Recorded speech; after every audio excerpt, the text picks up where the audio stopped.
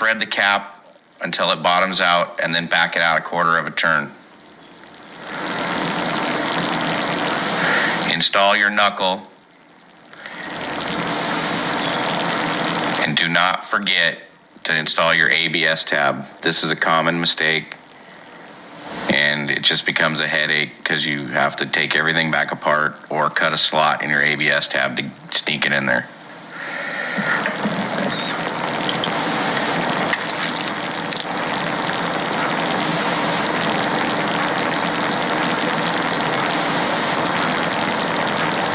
Next, you'll grab a 5/16 wrench and a 7/16 ratchet wrench or socket and run the lock nut up until it's snug.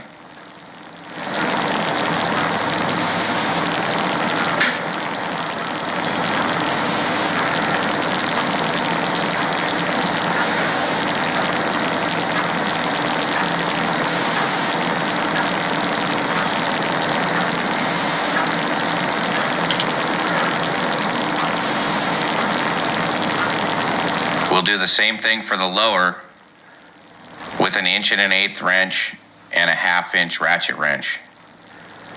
If you don't have ratchet wrenches, you can use a socket, but the ratchet wrenches really work well on this. Torque the lower ball joint to 35 foot-pounds.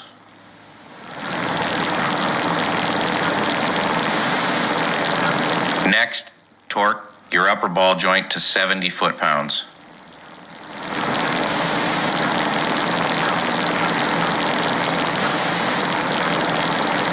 Then finally, you'll torque the lower to 160 foot-pounds. Failure to torque in proper sequence and to the proper values can result in sticky ball joints. This is not covered under warranty.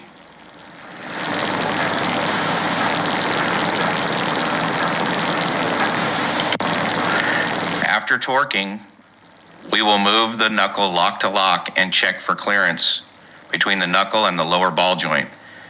As you can see, this truck does not have proper clearance.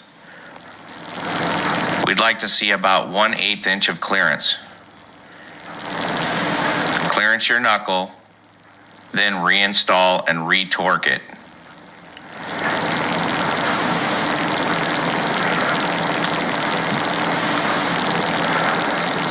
Much better.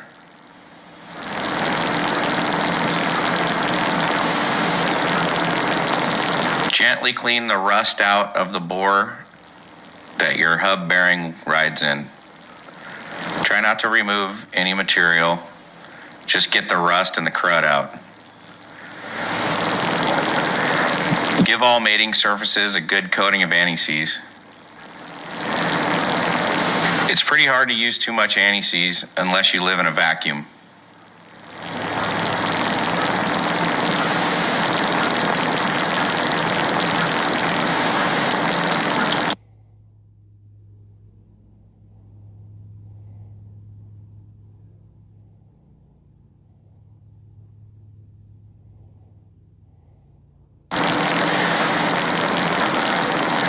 After you've completed painting your masterpiece, lube the axle shaft where the seal rides. This will be the only shiny part of your axle shaft. Lube the splines as well so you do not tear the axle seal when you reinsert the shaft. Do not force the axle shaft in, use a little finesse.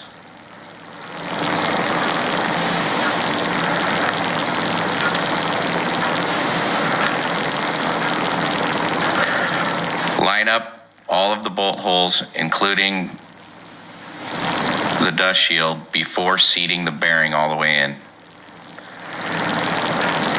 You can use a dead blow or other soft hammer on the axle shaft to get it seated all the way. If you're really having trouble, just start a couple of the hub bolts and pull it in with that. Do not tighten anything until you get all of the bolts started.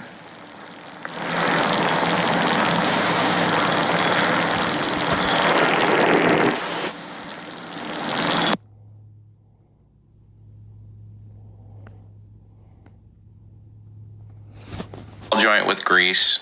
It's usually 5 to 6 pumps. Always use a manual grease gun, no pneumatics or electrics.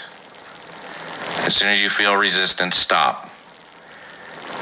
Use an 1.25 inch socket and torque to 20 foot-pounds. That's right, 1.25 inch socket. There you go.